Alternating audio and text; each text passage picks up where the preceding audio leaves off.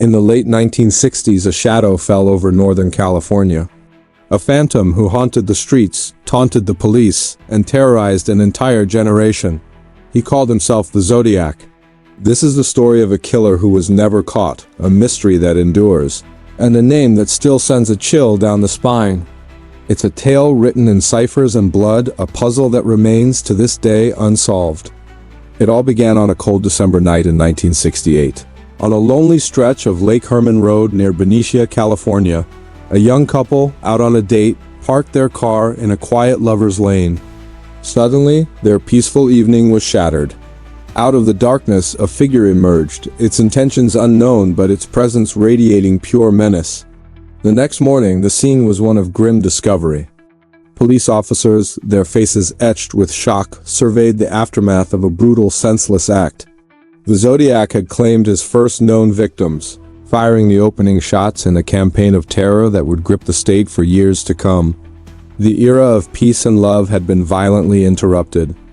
7 months later, the killer's voice was heard for the first time, not in a confession but in a challenge.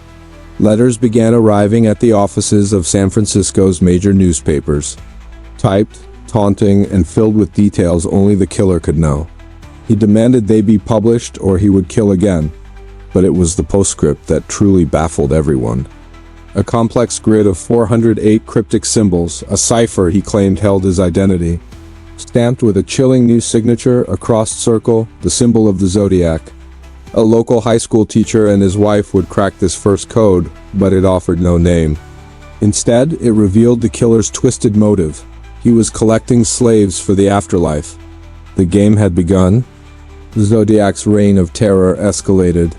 In July 1969, he struck again at Blue Rock Springs Park. Another couple in a parked car, another life taken. Then, in September, the killer's theatrics reached a new, terrifying level at Lake Berryessa. A young couple picnicking by the water was confronted by a figure in a bizarre, hooded executioner's costume. The Zodiac's crossed circle symbol emblazoned on his chest. He tied them up before viciously attacking them, leaving a message on their car door for police to find. Just 2 weeks later, the killer moved into the heart of San Francisco itself, shooting a taxi driver in the quiet, affluent neighborhood of Presidio Heights.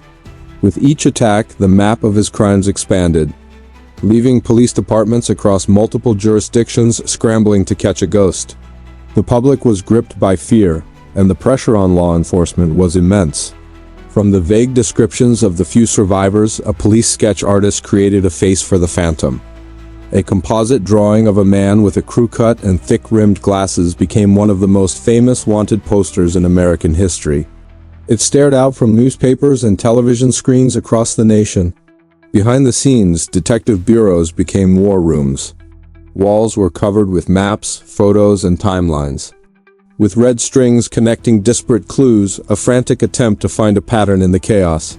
The nation's top codebreakers, even military cryptographers, were called in to decipher the Zodiac's increasingly complex messages, like the infamous 340-character cipher, which would stubbornly resist all attempts to solve it for half a century. As the manhunt intensified, a handful of names rose to the surface. The most prominent suspect was Arthur Leigh Allen, a former schoolteacher with a troubled past. The circumstantial evidence seemed compelling. He owned a Zodiac brand watch, wore the same boot size as a print found at Lake Berryessa, and once told a friend about a novel where a man hunts people. Search warrants were executed, and Allen was interrogated for years, but he passed lie detector tests and his handwriting and DNA didn't match. Other men, like Lawrence Kane and Richard Gajkowski, also fell under suspicion, their lives scrutinized and picked apart. Each lead was a potential breakthrough, each interview a chance to unmask the killer. Yet for every clue that pointed to a suspect, another contradicted it. The police had a gallery of faces, but no definitive proof. Then, as suddenly as it all began, it seemed to end. After a flurry of letters in the early 1970s, the Zodiac's correspondence abruptly stopped in 1974. The phantom who had terrorized the Bay Area vanished into thin air. Did he die? Did he move away, or was he imprisoned for another unrelated crime? The questions haunted the detectives who had dedicated their lives to the case. years turned into decades. The files grew thicker, the investigators grew older, but the case remained open, a cold, nagging wound. With the dawn of the 21st century, new hope emerged with forensic science. DNA technology was applied to the old evidence, specifically the saliva from the envelope stamps. Yet, even this modern miracle failed to yield a conclusive match. But the Zodiac had one last secret to give up.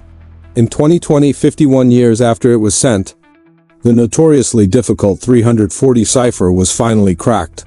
Not by a single codebreaker, but by a team of private citizens from around the world using sophisticated computer programs. The message, however, was not a confession or a name. It was more taunting nonsense. A rambling message about not being afraid of the gas chamber because it would send him to paradise all the sooner. It was a final, posthumous laugh from the shadows. Today, the San Francisco skyline gleams, a world away from the foggy, fear-choked streets of the 1960s. The Zodiac Killer was confirmed to have taken 5 lives, though he claimed 37. The case remains officially unsolved. The sketches, the letters, and the ciphers are all that is left of a man who held a city in his grip and then simply disappeared. A permanent icon of true crime and a chilling reminder that some mysteries may forever remain in the shadows. Thanks for watching.